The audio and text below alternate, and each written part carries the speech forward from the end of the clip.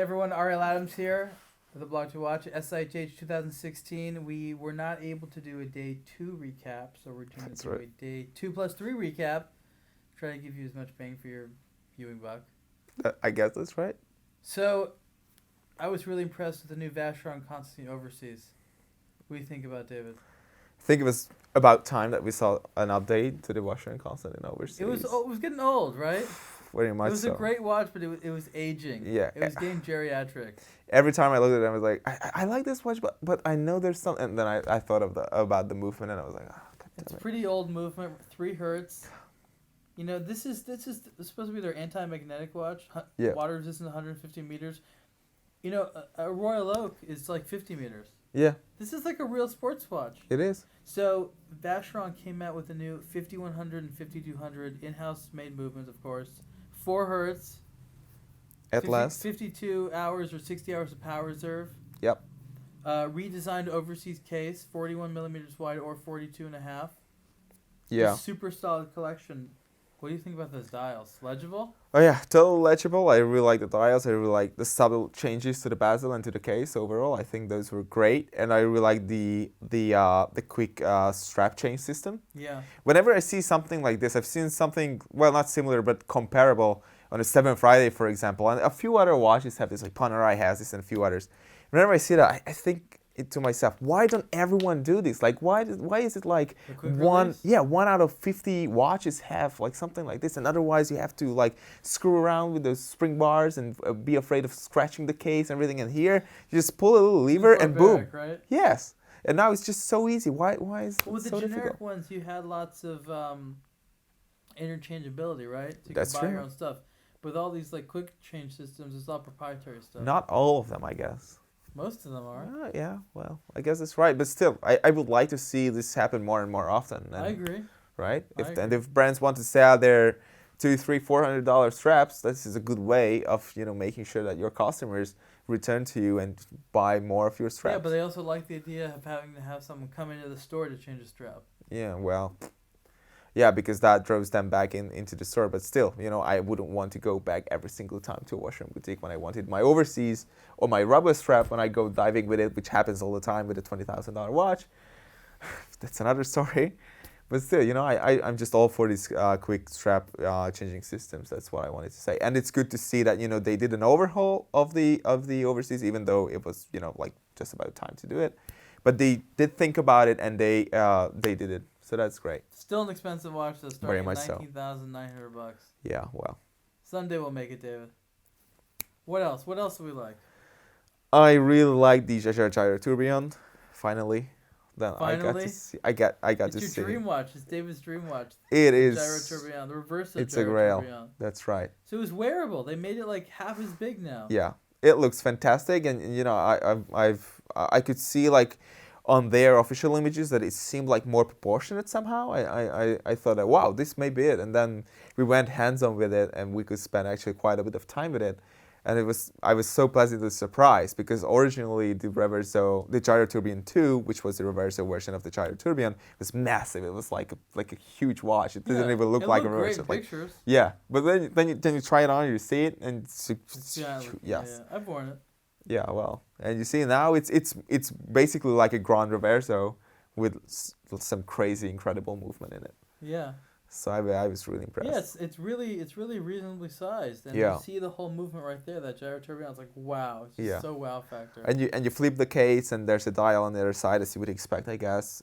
But there's a completely different look. So yeah, one's engraved, and the other is skeletonized. I So think cool. yeah, that was really great. that was probably easily one of your favorites. Yeah, absolutely. Yeah. The other favorite of mine, if I can go on about my favorites, was the double balancier from Grubel Force, which is a Grubel Force without tourbillons. There were 2 that we saw this year that had no tourbillons. They allow those now. Yeah, I guess that's a thing now. Grubel Force without the tourbillon. And the double balancier is really up there. I mean, it takes quite a bit of time, that you look at the movement and you look at the watch for you to realize that there's no tourbillon.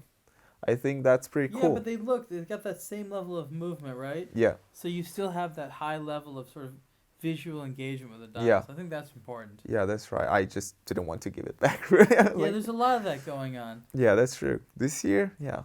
We took this HH exam. We did. Like this exam, so we sat for about an hour, a little bit more Yeah. maybe, to take a multiple choice exam, 160 questions. It was like being back in school. And we had the opportunity to study. Did we study? Study in advance? Did we study though? No, No, not we at didn't all. We study didn't even hard. know what would be in the test, to be honest. And that was really what concerned me. Like, okay, a test on watchmaking, is it going to be about history or technique or brands or what are we going to see there? And it turned out to be 4 categories, right?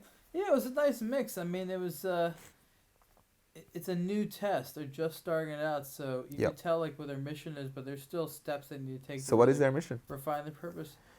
I think that they really want to help, at least in this arm, in this project, help retailers train their staff to communicate about watch terms and watch values and watch history to customers.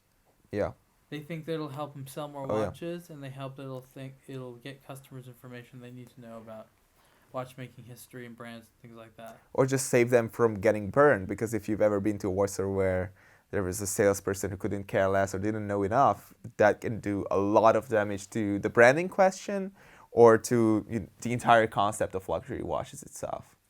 Because sometimes it happens that they have absolutely no idea what they're talking about. And here, if you do this test, which actually is, there's like an entry level with 80 questions and the expert level that we took, of course. With 160 questions, if you do that, you can become an expert, and then that when kind you're of an expert, certifies. You have attained watch nirvana. Yeah. There's no going up from there. Yeah, I guess that's true. I mean, if you pass it, about above 80% or 90%, that means that you get the expert certification. Yeah, we're gonna create a rumor. If you get 100%, you get a vacation in the Bahamas. That's the rumor I'm starting. If you get the 100% HH exam, courtesy of the Swiss watch industry. Yeah, someone in Switzerland will fund you to go to the Bahamas. Some random person. Starting that rumor. Yeah, okay. Study hard. Let's get it out there. We don't have our results yet. No, I think it's a week. So we may not be certified to be chrono certifiable. Yeah, that's true. I mean, we took the test on an iPad, so we had to go from one question to the next. And the funny thing was that you had 4 answer options plus 2 for none and all of the 4 that you were listed. And here's the weird thing: I've never seen this in college actually, so this was the first time for me to see this. Is that you had to rate how confident you are in your answer, and that affected the points. Yeah. In the way that they told you. Yeah, so basically you get penalized if your answer is wrong, so you get minus points. And if you say I'm 100% right, I feel that I'm 100% confident in my answer to this question, and it turns out to be wrong, that you get more penalty points basically. So yeah, it's pretty weird. But if you score right and your answers are right and you're always 100% confident, then they can tell that okay, you're a watch expert and you're a watch expert. So I guess that's great. So we are looking forward to seeing how that develops, because I think it's an interesting concept, but it's still baby steps at the moment, right?